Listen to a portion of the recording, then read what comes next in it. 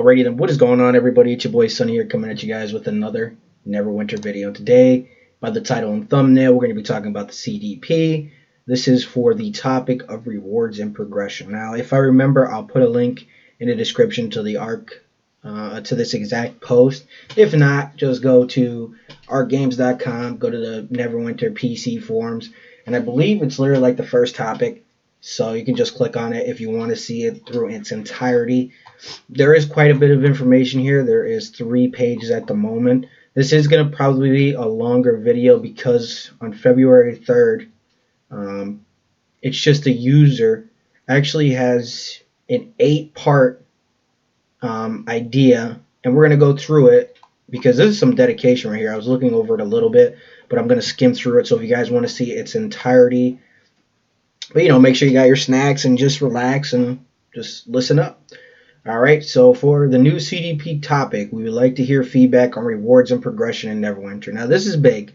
Running endgame content and getting shit is annoying. These are the hardest dungeons that the game produces, and you're still getting black opals. You're still getting these 1 refinement point, and it's useless, okay? It's just plain out useless. Refinement is easy to come by, and if you're endgame, you don't even need refinement. So it's very rare you'll make even your money back on these dungeons like Lam. Now, if you run Tom obsessively, you probably will make your money back eventually with the rings and stuff. But even now, so many people are running it that the market, it's just an undercut fest. So here we go. Let's just continue on. Reward quality and time spent to obtain. Existing new reward categories. Rewards throughout the progression of the game. Leveling versus endgame rewards. I think that's pretty important that moving forward they should separate it definitely. That endgame content rewards should be totally different from the other dungeons. Rewards via crafting, especially masterwork. Masterwork, I feel, is like a thing of the past, truthfully. I mean, I know there's a lot of people who probably still have their stuff and everything, but, I think it was one of those things where it was more of a phase, in my opinion. I don't think much effort should be put into that. I don't really hear too many people complaining about it. If you did it back in the day, you definitely made your money back, if not more, so there's no way that you lost out if you actually committed to it, unless you were doing something wrong. While some of the topics above may spawn through their own individuals, okay, yeah, like we wanted to provide a broader scope for rewards and refine the topic as needed in the future. Okay, all right, reminders. So here we go. We're going to go over the big one today that I want to do is this guy right here called the Fabricant, okay? He posted on February 3rd, and it is the 5th now, so I am 2 days late. But he has it very detailed and very organized here. And we're just going to skim through all this and then let me know that in the comments or even on this forum page yourself. Leave some ideas, some feedback. Hopefully they use the stuff we're telling them. I mean, it would be beneficial if they did. I don't see why they wouldn't. That'd be like asinine stupid to sit here and ask people, well, what do you think we should do? And then just go completely in the opposite direction. I mean, it is Neverwinter, but I don't think that's going to be the okay. New progression rewards. Here we go. Feedback over reworking the way character progressions words are structured internally. Have consistent para diagram going forward, both for item design and the rate at which players powers progressives relative to content, feedback, and goals. So the first part is new progression rewards. Fuck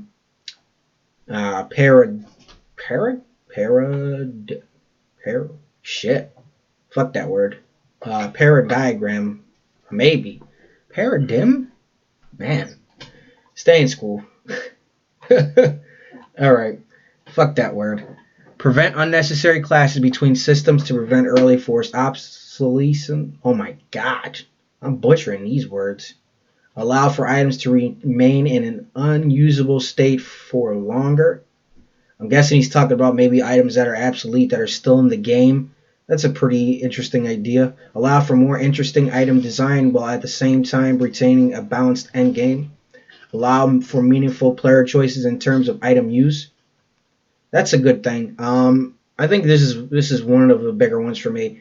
if you want to be end game, there's only one set of gear you're using. You're using the Ebonized chest, you're using the Primal Arm, you're using the 5% damage in Underdark, and you're using the Hells of Fury boots. That's it. If you want end game damage, those are your left side. The right side is the same thing. You want the 3% melee damage, or are you doing the if you're a control wizard, then you're doing the 3% range damage. Either way, the BIS gear is limited, and if you want to be best in slot, there's only those choices. It's not like you can pick between 5 different chess pieces, and they all will perform relatively the same. Prevent unnecessary player frustration due to poor risk-reward ratios. That's a pretty good idea. I think a lot of players do get frustrated with the game as a whole. Me and myself, like I hate running Lam, Tom, any dungeon and just getting shit out of the chest. It's like demoralizing because it's just like, well, I just spent 20, 25 minutes in here. Depending on the group, 30, 35 minutes. It all just depends. And you're getting shit. You're getting one refine. You're getting a black opal. You're getting a piece of obsolete gear. My apologies. Okay. So, number 2, Boon rework. Okay. I don't really. This one is whatever for me. If it happens, it happens. The boons themselves now are. It is what it is. This guy is saying change boon progression to horizontal rather than vertically. Vertically, that's not even a word. Vertical to help curb future power creep, make boons more meaningful and more powerful and more impact. Currently, they are extremely lackluster. I can agree. I can understand where he's coming from, but the thing is, you can't make the boons too overpowered, in my opinion. Now, this is where everybody's going to have their own personal opinions on things. My opinion is I think the boon system is all right. I mean, sure, maybe you could say it could use some work, but then how much power do you get out of the boon, to make it so it doesn't overkill the game? Because right now, I feel like the game as a whole, in time, I've seen 13-minute runs. Okay, this is the end game dungeon or trial, whatever you want to say, and people are completed in 13, 14 minutes. Okay, so if you give them any more power, that's just going to decrease the time significantly. And, that's where the problem comes into hand is these end game contents, they do get hard in the beginning, but once people learn the mechanics, that's why, in my opinion, they should make a dungeon where it always changes. It's a rotating dungeon. The mechanics rotate, so you can't get too comfortable with that dungeon. You know what I mean? You can't do what you did maybe Monday on Tuesday or Wednesday. You know what I mean? Okay. Risk and concerns. We're going to, like I said, if you guys want to see all of this in entirety, check out the forum. I'm just going to kind of skim through it so I don't make this video ridiculously long. But these are just the feedbacks of the players. But this is the one that is kind of like, wow, like this guy put this much effort and this much detail into it. This is crazy. This is just a regular ARC user too. It's not even a moderator or anybody of that nature that he went into this much detail. That's crazy. Okay, campaign as optional content. Okay, that's interesting. Old campaigns have the problem that for the most part, once you have the boons, you have no reason to go back to them. In addition to that, however, they also have the problem that until you do have the boons, you feel compelled to run them. That's true. But I feel they won't ever go away from campaigns because Neverwinter as a whole, I feel their campaign, I feel like they feel like the game itself is campaign heavily orientated, how the story lines up and everything like that. So I don't see them as saying, okay, well, you can get boons, but the campaign itself is optional. I don't really see that. Now, there's probably more in here discussing it, but just kind of from the title itself, that's itemization philosophy. Okay. Make both crafted items and dropped items usable in a long term. Make chase items more interesting and in some cases more expensive. Add back an element of choice to itemization. Structure rewards better to make planning future rewards relative to content easier. Okay.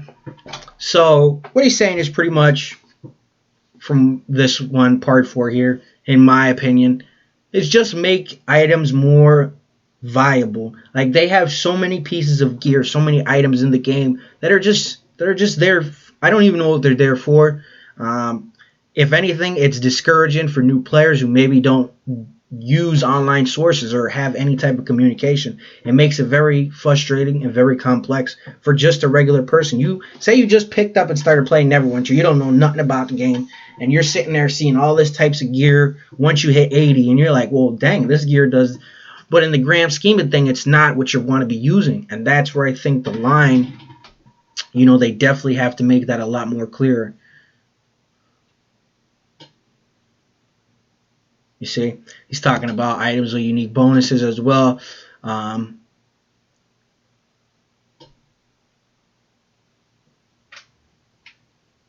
Okay, now this one here is very in depth. So, like I said, I'm just gonna skim through this, guys, because if I was to go through every single paragraph and every single line, this video would be way over an hour. Okay. So like he says, for the gear, all right? Let me see, where did it say? As a baseline, I recommend that each item bonus is intended to be roughly a 5% damage increase, so at most you're using 5 of them for a 25% increase.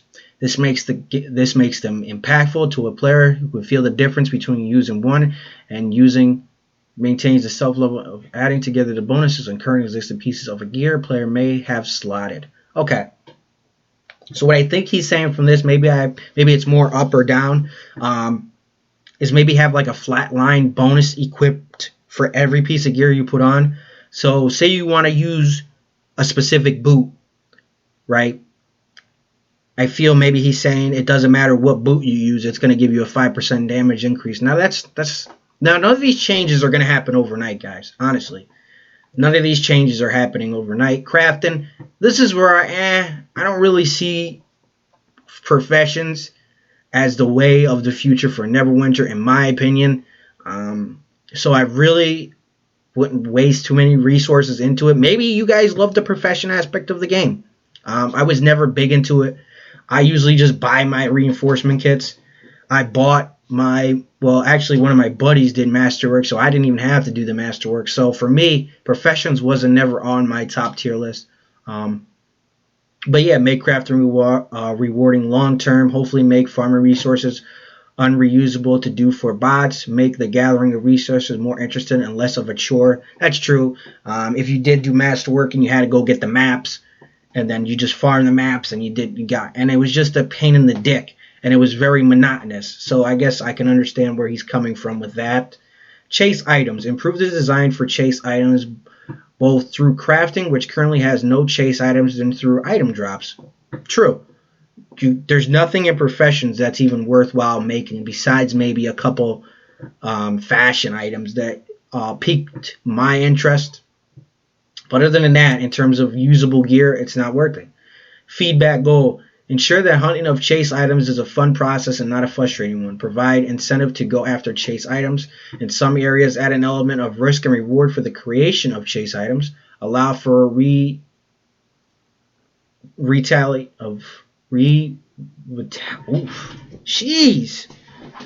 Allow for, I feel like I know this word, retaliation of old items. Okay. Witlist the mod 17 implementation of chase items is good. It is possible to do better because the implements of crafted chase items, which Neverwinter. Okay. All right. So with this one, he's pretty much saying, from what I can see with the chase items, make it so, they're more fun to be obtainable, that you can have the option of getting chase items for both professions and running content, but also do risk rewards things. So make it where I'm not really sure, maybe I missed that. After attempting to craft an item in this manner, you may attempt to craft on that item again if once that has the advantage that allows you to cheaply try and craft one of these bonuses onto no value. Okay. So from that bottom piece right there, I think what he's implemented is applying bonuses to pieces of gear. Now that's pretty interesting to me. That's That's a different way of adding it, I think. That'd be pretty unique. Let me know what you guys think about that. Maybe having the option of, through the professions. So those people who love professions, and then the people who want new gear, being able to have any piece of gear and add a set bonus onto it, or add a specific equip bonus onto it. That'd be pretty cool, I think. Now, then you run into an issue of, accessibility and all that other shit. Is going to be easy? It's going to be hard? It's going to be expensive, right? So that's the thing. Also, you got slots and items. This is not directly related to rewards and progression, but it goes hand in hand with streamlining by making it more convenient to use multiple items, thus actually promoting item choice. The current slot for enchantments is antiquated and can be greatly improved. Make it easier to swap between items. Make the user interface for changing enchantments more friendly. Make it the user interface helpful for colorblind people. That's pretty cool. So he's also thinking about other people who do play the game, not necessarily just remove slots from items, instead and embed them into the UI. Changing item changes the type. Disabling slots. If you have a radiant enchantment slot in and you switch to an item with a defensive slot, that area swaps the effect from offense to defense. If an item is slotted, the slots are disabled for that piece.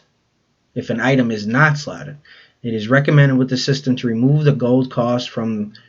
Okay, however, keeping the gold cost is considered important, then it is recommended to add the ability to consume gold in advance for moving enchantments around so that it can be done with loadout so long as the gold has already been spent.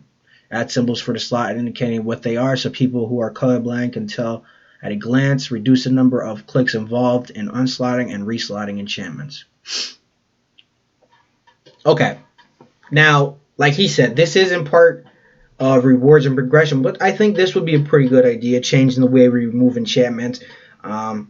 With the loadout feature, I feel they kind of messed it up a little bit, because when you switch a loadout, you can't use your enchantments from your previous loadout. You have to take them out of the gear. So say on the barbarian, for instance, okay, I only have enchantments for one set, for one loadout at a time. Now you might say, well, then it's going to take away from the market and make things cheaper. But also it's just like, well, I'm paying for these loadouts with Zen at 500 a pop, right? So if I have a tank loadout and a DPS loadout, right, I have to go in and take out 250, 300, 250 to 3 gold to remove each enchantment. What it should do is, like he said, have utility slot be dark. So say you have a dark in your headpiece, okay, no matter what headpiece you put in, it's going to automatically have a dark on it, right? I think that would be a pretty cool idea. And like he said, for colorblind people out there,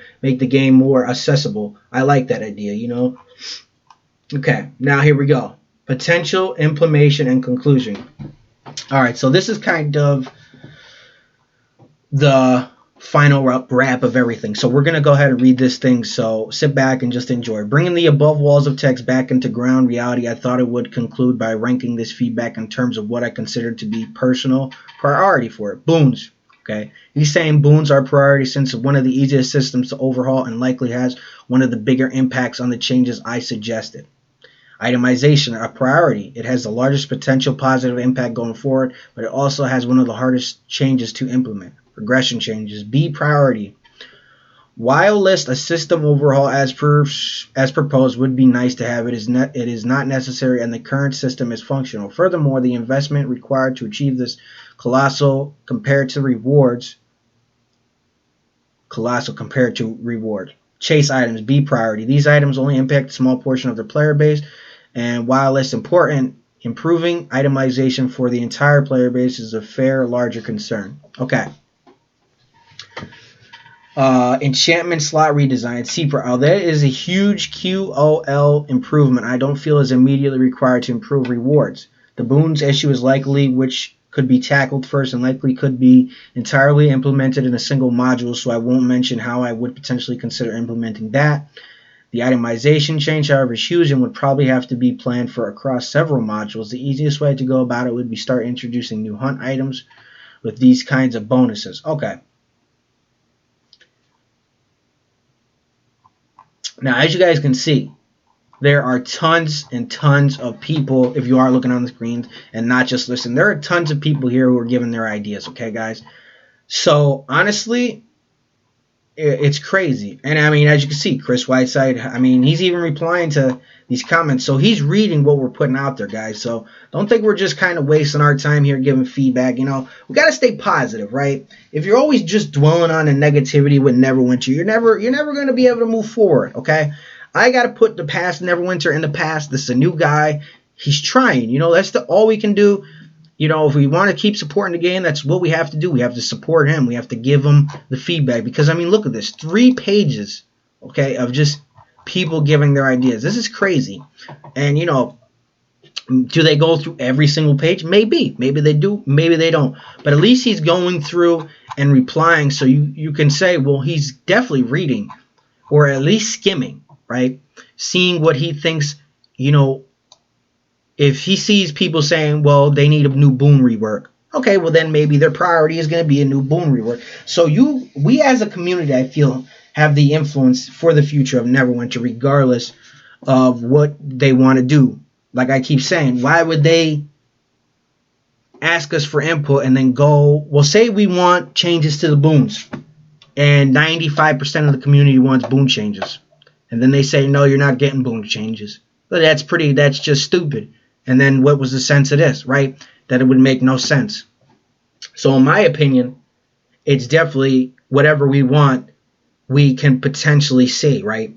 Of course, it's not coming in mod 18. Could come in mod 19.